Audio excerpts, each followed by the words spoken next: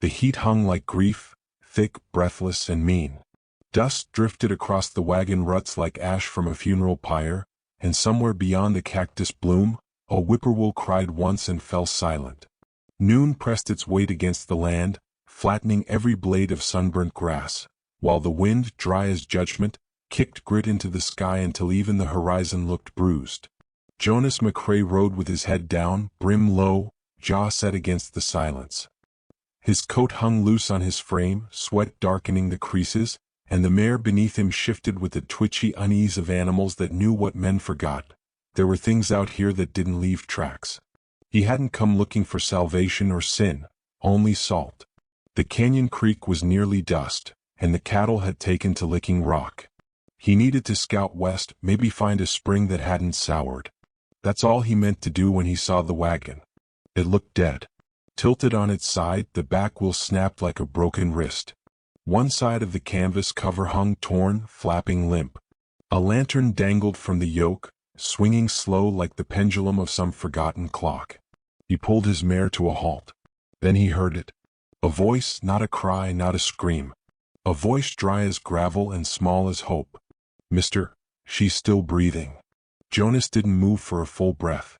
The wind tugged at his coat, whispering of trouble, of the kind that tied a man's name to rumors for years. But the voice came again. "She's under there. Please." He swung down. His boots hit hardpan. 3 slow steps brought him to the shadow of the broken wagon. There, crouched by the axle, was a boy, no older than 6. Freckled, blister-lipped, red in the face with sun, but his eyes were stone-clear and steady. He stood between the wagon and the man like a guard. Jonas squatted beside him. "What's your name?" The boy shook his head. "Ain't mine that matters. Mama's hurt." Jonas lowered himself, pressing a palm to the cracked earth, then leaned in and lifted the canvas. It took him a moment to see her. She was curled wrong, like she'd fallen asleep folding in on herself and never woke up. Her hair was matted with dirt and sweat. One sleeve was torn clear off, her arms streaked with blood and bruises that bloomed deep purple. But her chest rose. Barely. Jonas exhaled through his nose. "How long?" The boy answered fast. "Since yesterday. They left us. I think they thought she was already—" He didn't finish. Jonas ducked further under and reached for her pulse, fingers brushing her neck. She twitched, barely, and made a sound like a kicked dog. The boy didn't flinch. "If you take me, she won't die alone." Jonas stared at him. The boy's fists were balled, arms shaking with stubbornness or fear. "I can cook a little. I don't cry at night. Just don't let her be buried in the dirt like nothing." Jonas said nothing. He pulled his kerchief off, dipped it in his canteen, and wiped the woman's cracked lips. The boy watched with a soldier's silence. The mare shifted behind them. Jonas rose, sweeping her up in his arms. She weighed near nothing. Her head lolled. Dust coated her feet, she had no shoes. Her skin was hot but clammy. "You can walk?" Jonas asked the boy. "Yes, sir." Jonas didn't reply. He turned toward the horse. The boy followed without needing to be told. He didn't ask who the man was or where they were going. He didn't even glance back. By the time they reached the trail, the sky had shifted. Thunderclouds gathered on the far edge of the plain, blue-gray and coiled. Rain wouldn't come for hours, maybe not at all, but the air smelled like iron and reckoning. The ranch came into view as a smudge of fence lines and aging wood tucked between cottonwoods. Jonas led the mare through the gate, past the empty barn and toward the low-slung house with a sloped roof and porch still missing one rail. Inside, it smelled of saddle oil, coffee grounds, and dust. Jonas laid the woman on his own bed. She didn't wake. The boy stood in the doorway, uncertain. Jonas turned. "What's your name?" "Wiley," the boy whispered. "Hers is Ruthie. Ruthie Bell." He nodded, then pointed toward a wooden basin. "Fill that."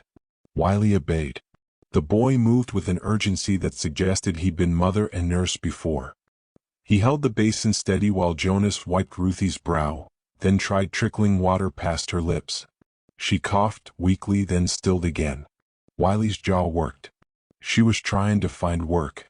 After he died. My uncle said we was too much trouble and sold the wagon to men who said they'd take us west. Jonas didn't ask who he was. Then one night she said we needed to leave.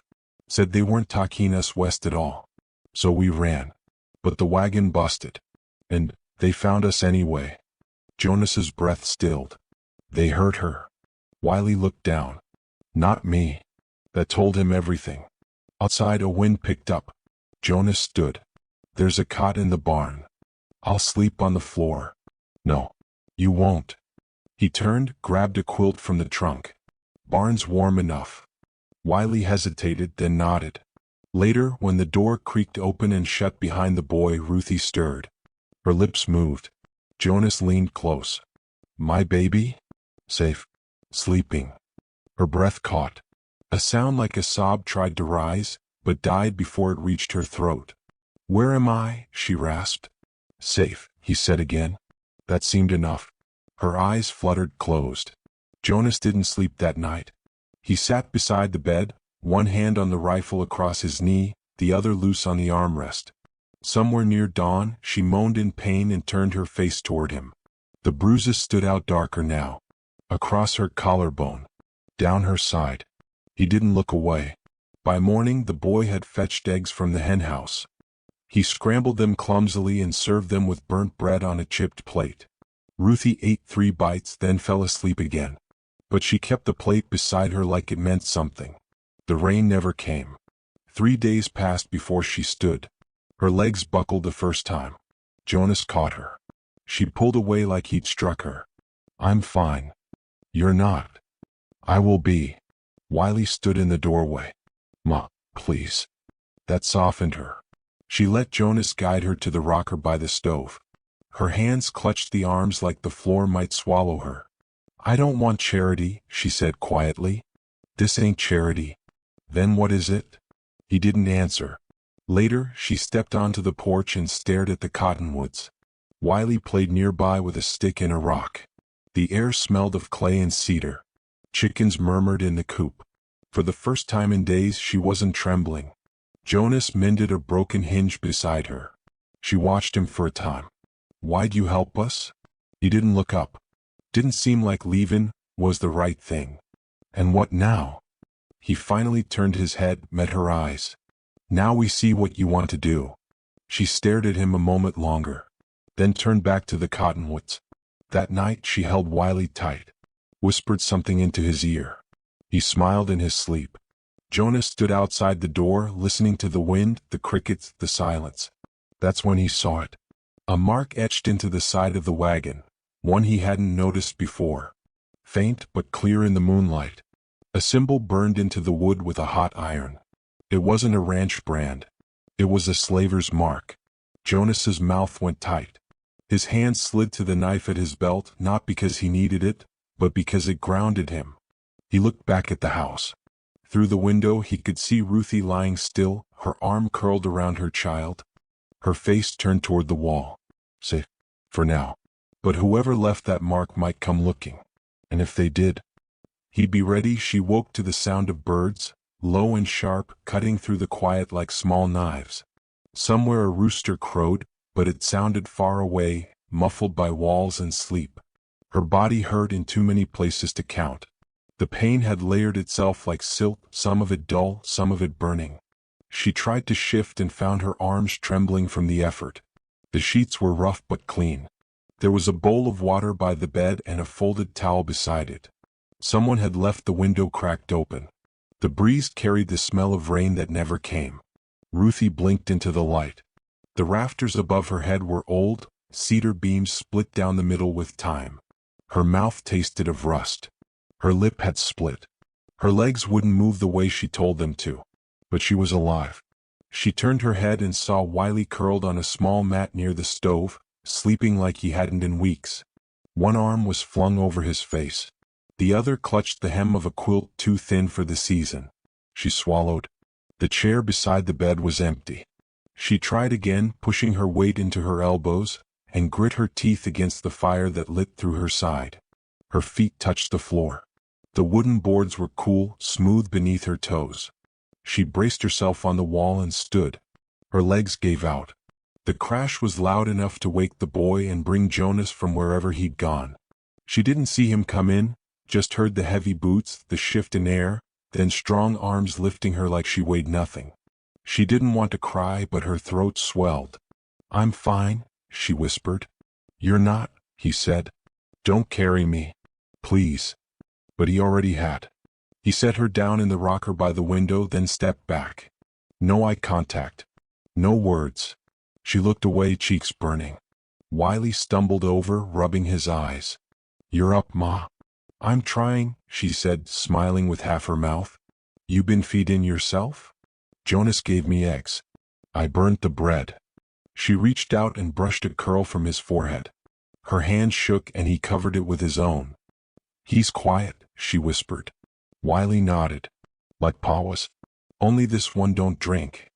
Jonas came back with a cup of warm broth. He handed it to her and stepped away. She sipped slow, wary of his presence but grateful for the taste. It was thin, seasoned with thyme and something she couldn't name, but it was hot, and it filled the spaces inside her that had gone hollow. She watched him go to the hearth, kneel and poke at the embers. His shoulders were broad under a flannel shirt gone threadbare at the cuffs. The back of his neck was sun-scorched. He moved like a man used to being unnoticed. "I don't want charity," she said softly. "Not off-air in any." "Then why?" He didn't turn. "Because someone should have." She couldn't answer that. That afternoon she tried walking again, this time leaning on Wiley. They made it to the door. The sun was high and bright. The light stung her eyes. But the wind on her face felt like a small blessing. She lowered herself onto the porch step and just breathed. The cottonwoods whispered above them. Chickens scratched near the fence.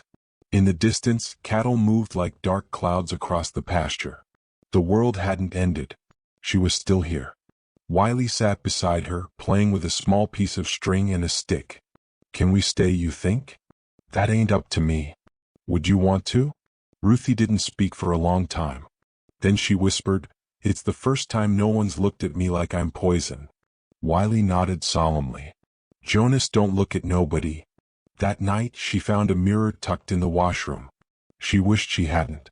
Her reflection barely looked human. A deep blue mark darkened her left cheek. Her collarbone was swollen. One eye still had a red rim from the blow that split her lip. Her dress hung loose, the neckline torn. She looked like something feral, half dead. She turned away. Her throat ached, but the tears wouldn't come. A knock came at the door. She jumped. "Miss Bell?" came a woman's voice. "Name's Tansy May. Jonas said you might need a tonic." Ruthie opened the door a crack. The woman on the step was older, round-hipped and weathered, with kind eyes and a basket on her arm. "I'm not sick," Ruthie said. "No," the woman replied. "But you've been made to feel broken, and sometimes that's worse." She handed her the basket. Inside, a jar of honey, dried herbs, and a bar of lye soap. "I can pay." "Not with money. Just promise me you'll stay upright." "I'll try." That seemed enough for the woman, who nodded once and left. The next day Ruthie made it to the garden patch. The soil was rough and dry, but something green pushed through. Wiley helped her weed, neither of them speaking. Jonas passed by once, hauling fence posts. He didn't stop, but he tipped his hat. And Ruthie felt something shift. Not love. Not yet. But a loosening in the chest. 2 days later they walked into town. Jonas needed nails. Ruthie insisted on coming. She wore her best dress, washed and mended, and tied her hair back. The bruises were still visible, but she held her head high. The townsfolk saw them before they reached the mercantile. Whispers spread like smoke. "That her? Heard she's trouble. Doesn't look like much. She don't need to. Men fall for that kind." Ruthie heard it all. She held Wiley's hand tighter. Jonas didn't stop walking. He didn't speak. But he slowed just a little to match her pace. Inside the store, the woman behind the counter narrowed her eyes. Jonas placed the nails on the counter. "That all?" she asked. "And some oil." The woman reached under the shelf, then looked at Ruthie. "You know we don't want no confusion, right? This town ain't kind to strays." "I'm not looking to be anyone's burden," Ruthie said. Long as you know your place. Jonas's jaw flexed, but he said nothing. Outside, Ruthie stood still for a long moment. I forgot what shame feels like, she muttered. Jonas said, you didn't do nothing wrong. That ain't how folks see it. He looked at her then. Not hard. Not soft. Just honest. That's their shame. Not yours. She didn't know what to say. That night, she stood by the window long after the sun went down. Wiley was asleep. The house was quiet. Jonas was in the barn. She took a breath and unpinned her hair. Let it fall around her shoulders. It smelled like soap and dust and wind. She caught her reflection again in the window glass. Still bruised. Still hollow. But standing. She reached into the basket Miss Tansy left and found a comb. It was carved wood, worn smooth. She hadn't used one in weeks. She ran it through her hair slowly, every pull like peeling back something that didn't belong. She heard the door creak. Jonas paused on the threshold. He saw her there, backlit by the fire, combing her hair in silence. He didn't speak, just nodded, and closed the door behind him. The next morning she found a box on the table. Inside was a bar of beeswax, a needle, and a bundle of blue cloth. For mending. No note. But his gesture was clear. She spent the morning sewing. Wiley ran through the yard, chasing a chicken with a stick and a laugh she hadn't heard in months. That laugh carried through the walls like sunlight. But as she folded the last of the cloth, she caught movement by the gate. A rider. Watching. Then turning away. She moved to the window, heart in her throat. The man was gone. No dust trail. No tracks. But he'd been there. And she knew in her bones, it wasn't someone from town. Someone had found the wagon. Someone might come back. By the time the sun crested the cottonwoods that morning, Ruthie was already sweeping the porch. Her wrists ached from the movement, and her back protested every bend, but she didn't stop. The wind had dragged in new dust overnight, as if the earth itself refused to let anything stay clean for long. She worked slowly, methodically, as if she could brush the judgment off her skin, the memory from her bones. Jonas stepped outside with his coffee and didn't say a word. He leaned against the post, boots crossed, watching the horizon. When she passed him, he moved aside so she could reach the last board. I can take over, he said finally. I need to do it, she replied. He nodded once, then went to the barn. She kept sweeping. That day she helped mend the fence. Her hands fumbled the first few knots, but Wiley showed her what Jonas had shown him. She tied each loop tighter than needed, like she was trying to prove something. By noon her palms were raw again. Jonas noticed. She saw it in the way his eyes narrowed and his mouth opened just slightly as if he meant to speak, but he didn't. Instead, that night he left a small tin of salve by her plate at supper. No words. Just the gesture. She used it in silence. In town things were shifting. Word had spread about the girl and the baby and the quiet rancher who took them in. Not everyone believed she was harmless. Some didn't care either way. But the voices that once whispered grew sharper. And louder. Which woman? Someone muttered when she passed near the feed store. Jonas must be under her spell, another spat. She's cursed. Look at the bruises on her. Men die around women like that. Ruthie didn't look back. She never responded. She simply pulled her shawl tighter around her and kept walking. But Wiley heard. And Jonas heard too. One afternoon, Sheriff Hoyt stopped by the ranch under the pretense of checking cattle permits. Ruthie offered him water. He declined. His eyes lingered too long on her wrists. You got history with anyone up north? He asked casually, boot heel grinding in the dirt. No, she answered too fast. He nodded. Folks say you were sold. I walked away. Well, stories like that don't stay buried.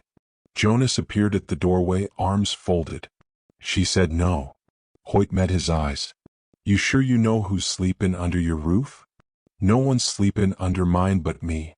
Hoyt smirked, but it didn't reach his eyes. He tipped his hat and rode out. That night Ruthie didn't eat. She sat on the porch long after the dishes were cleared, staring at the dark hills.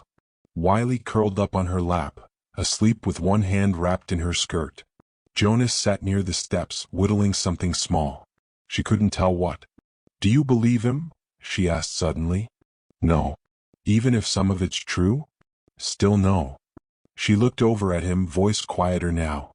I wasn't always this way. I don't reckon anyone starts out this way.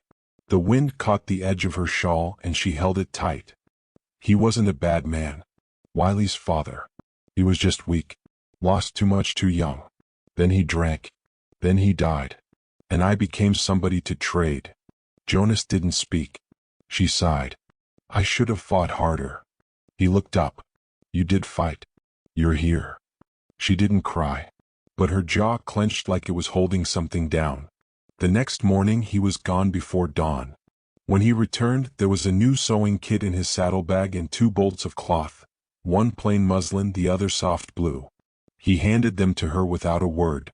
She stitched all afternoon. Not because he gave her cloth, but because someone had. She made a dress for herself and a little cap for Sadie.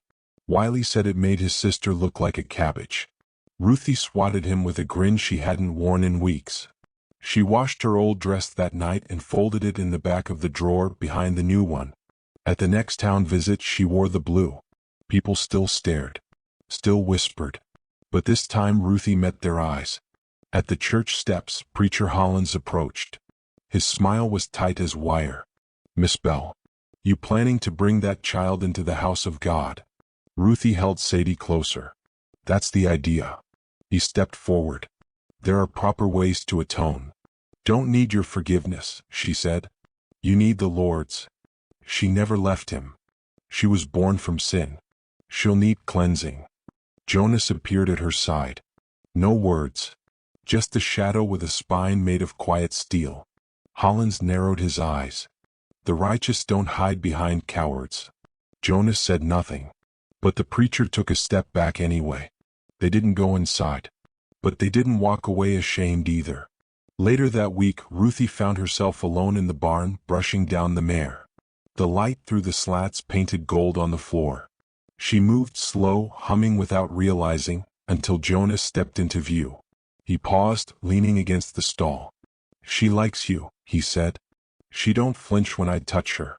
That's more than most. He tilted his head. You ever had a horse of your own? She laughed bitter. I barely had shoes. He nodded. Then reached into his coat and pulled out something small. It was a brass bell, tarnished and silent. The kind hung around a mare's neck to keep coyotes spooked. He held it out. For her, he said. So she remembers who's near. Ruthie took it, fingers brushing his. Her hands were calloused now. His worse.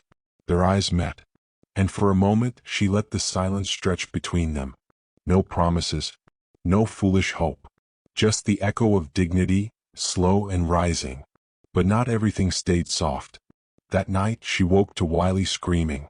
She ran barefoot to the porch. He stood outside, pointing toward the tree line. I saw him, Wiley gasped. A man. Watching us. Jonas burst from the barn with a rifle. They scoured the yard, lanterns swinging. Nothing. But Ruthie knew. The rider from days before wasn't passing through. He was waiting. Wiley had always been a deep sleeper, until they ran. Since then, the smallest creak in the night sent him bolt upright, fists clenched like he could fight off the dark with just bone and will. That night he refused to sleep at all. Sat by the window with his knees to his chest, eyes fixed on the edge of the woods. A child pretending to be the man he hadn't had the time to grow into. Ruthie didn't try to coax him.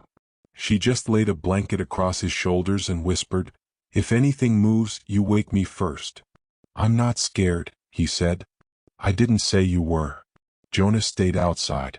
She heard him pacing slow between the barn and the porch, boots pressing rhythm into the dust. Every hour or so, she caught the glint of a lantern moving. Always moving. He didn't say a word when he came in at dawn, just nodded to Wiley and poured water in the basin. She didn't ask if he'd seen anything. The strain in his shoulders told her enough. They ate in silence. Sadie babbled softly from her cradle, chewing the hem of her blanket. Ruthie kept catching Jonas watching the baby, the smallest smile twitching at the corner of his mouth like he didn't remember how to wear it. After breakfast he spoke. I want to teach Wiley how to shoot. Ruthie looked up sharply. Just to scare off coyotes, he added. And men if need be. She hesitated. Wiley didn't. Please, Ma. Her fingers trembled on the rim of her mug. Then she nodded. No live rounds until he earns it. Fair, Jonas said. They left just before noon, Wiley nearly bouncing beside him with pride he tried to hide. Ruthie spent the day cleaning the root cellar, then baking with what little flour was left. By the time the sun dipped, the house smelled like cornbread and something steadier, like hope that dared to stick around. The two returned near dusk. Wiley held the empty rifle like a prince with a scepter, and Jonas's voice was lighter than she'd heard it. He's got a steady aim, he said. No flinch. Gets it from me, Ruthie said, arms crossed, half smiling. Jonas looked at her then. Really looked. Her hair was tied back with a ribbon she'd sewn herself. Her cheeks, though still hollowed, had color now. The bruise beneath her jaw had faded to a smudge. He's got your spine, Jonas said. That night, Ruthie braided her hair before the mirror and didn't look away from her reflection. For the first time, the scars didn't make her feel smaller. They made her feel proofed. As though life had tried and failed to shatter her completely. She carried Sadie out to the porch, swaddled in quilts.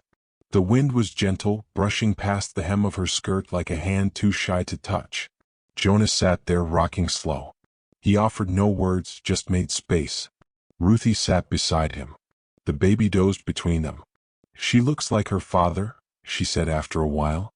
But her eyes are mine. He didn't answer, and she didn't expect him to. I wasn't planning on living, she added softly. Not after what they did. But Wiley kept waking up asking where the sun went. And Sadie, she never stopped holding on. Little fists always gripping something. Sometimes I think that's the only reason I didn't let go. Jonas was still, but she could feel something change in the way he breathed. Not pity. Just presence. You didn't just live, he said. You brought them with you. A quiet fell over them like a blanket. Then Ruthie asked, What about you? What about me? Why do you live all the way out here alone? His thumb scraped against the rim of his mug. I had a wife once, he said finally. Louisa. She died birthing our first. Never made a sound, not even when the blood came. Ruthie's heart lurched. They said I could marry again. Get back to living. But it didn't feel right. Town started whispering after a while. Said I was cursed too. Ruthie turned toward him. Then we're a matched set. Jonas's eyes met hers. For a heartbeat, something passed between them, raw and unvarnished. A horse whinnied suddenly from the barn. Both stood. Jonas was out the door first, rifle in hand. Ruthie handed the baby to Wiley without speaking and followed. By the time she reached the barn, Jonas had already thrown the doors wide. No one. Just a broken gate. One of the Maras had spooked and kicked through the stall. Tracks? She asked. Not fresh. They stood there a while, listening. The wind rattled a loose hinge. Jonas cursed softly. It's getting bolder. Ruthie nodded. He won't stop. No. Back in the house, Wiley sat with Sadie in his lap, singing something low and tuneless. His fingers played with the edge of her sleeve like it was the only thread holding him together. Ruthie took the baby, kissed the top of her head, then looked to Jonas. I'm done running. He nodded. The next morning they worked the land together. Ruthie sowed seeds, knees in the dirt, palms black with earth. Jonas fixed the door to the coop. Wiley carried water, stopping every few feet to make sure his sister's cradle, set in the shade of the porch, hadn't rolled an inch. In the late afternoon, Ruthie stood and shaded her eyes. Jonas approached with a wrapped bundle. For you, he said. She opened it. Inside lay a pair of worn boots. Leather cracked but softened with care. I noticed you don't got proper ones. Figured you ought to. She didn't answer. Just stepped into them. They fit. That night, when she washed the dishes, she caught her reflection again. This time in the dark glass of the window. Not broken. Not small. Changed. After Wiley was asleep, she stepped outside again. Jonas sat with his coat over his shoulders, whittling by lantern light. She sat across from him. You ever think about what comes after? He glanced up. After what? After surviving. He studied the stick in his hands, shaving off a curl. I don't know how to think that far. Me neither, she whispered. But lately I wonder if there's a place for folks like us. Not perfect, just trying. There is, he said. Right here. The breath caught in her chest. Don't say it unless you mean it. I would not have said it if I didn't. She looked down, then back up. I'd stay, she said, if you asked. He didn't say the words, but he didn't have to. He reached across, brushed the back of her hand with his fingers, then left them there, resting gently as if reminding her that presence could be louder than promises. Inside, Sadie stirred. Ruthie stood. I should. Jonas nodded. As she turned, he said, You're not a burden. She froze. You're someone worth keeping. And just as the tears began to rise, just as her lips parted to answer, Wiley's voice cut through the air like a blade. Ma. Someone's at the fence. Wiley's voice cracked like a whip through the hush of evening. Ruthie dropped the cup she'd been drying, the sound of porcelain shattering beneath her bare feet. Jonas was already at the door, rifle in hand, the lantern on the porch rattling in his wake. Beyond the fence line stood a man on horseback, hat low, coat darker than the night behind him, shoulders square like he owned the ground. He didn't move, just watched. Ruthie stepped into the doorway, shielding Sadie with her body. The air had gone cold and thick, like the stillness before lightning. That him? Jonas asked. She didn't have to look twice. That's one of them. The rider finally spoke, voice dry as pine bark. Came for what belongs to me. Wiley stiffened beside her, fists clenched so tight his knuckles glowed pale. Jonas lifted the rifle. Ain't nothing here for you. I think there is. I think you best ride on. The man shifted in his saddle. You hit her good, rancher. But a man with a brand like mine don't lose what's his. He turned the horse, circled slow along the outer fence. Taunting. You can't keep her, he added. Sooner or later, someone will come with more paper than you've got bullets. Jonas raised the rifle to his shoulder. But the rider spurred his horse and disappeared into the trees, hooves vanishing like ghosts. Jonas didn't lower the weapon for a long time. When he did, he turned to Ruthie. We've got a few hours. Maybe less. She nodded. No panic. Just readiness. That night they packed quietly. Ruthie bundled Sadie in the quilt Jonas's mother had made. She recognized the stitches from the corner chair. Wiley fetched the extra water buckets from the barn without needing to be told. Jonas checked the rifle, then the pistol, then the knife strapped to his boot. They lit no lamps. The wind shifted around midnight, brought with it the scent of kerosene. Then a flicker. The barn. It went up fast, flames chewing through the dry wood with greedy teeth. The horses screamed, and Jonas ran without hesitation. Ruthie handed Sadie to Wiley and followed. The heat hit like a slap, skin tightening, throat burning, light so bright it turned night into a hellish dawn. Jonas kicked the door open, already half ablaze, and darted into the inferno. The crack of timber came a breath later. Jonas!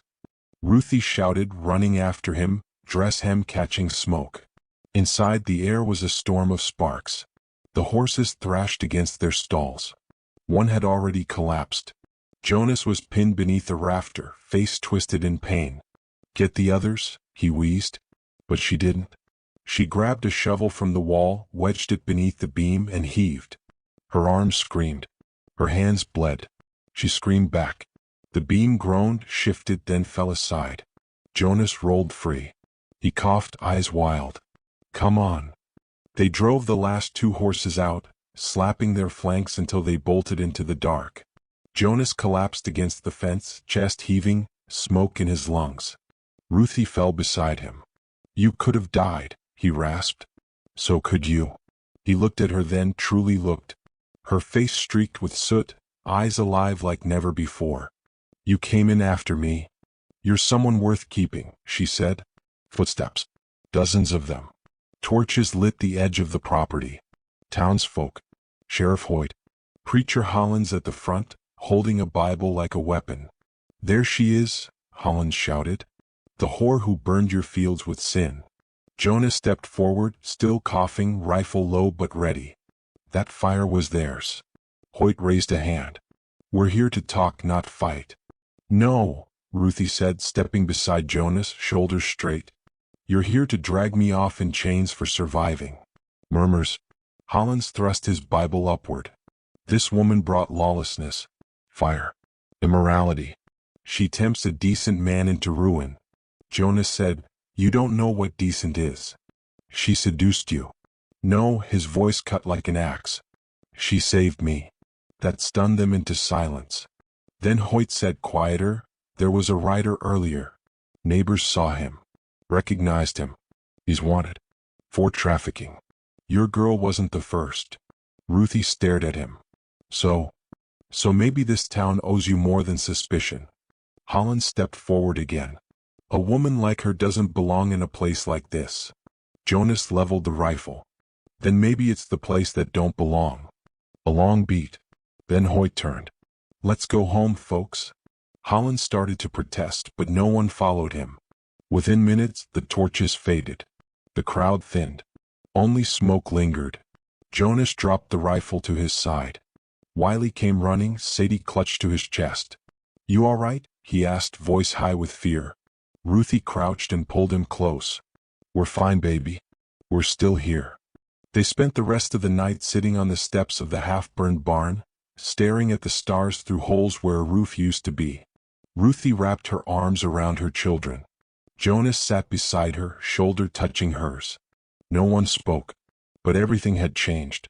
By morning, smoke still curled into the air like ghost breath, soft and silver.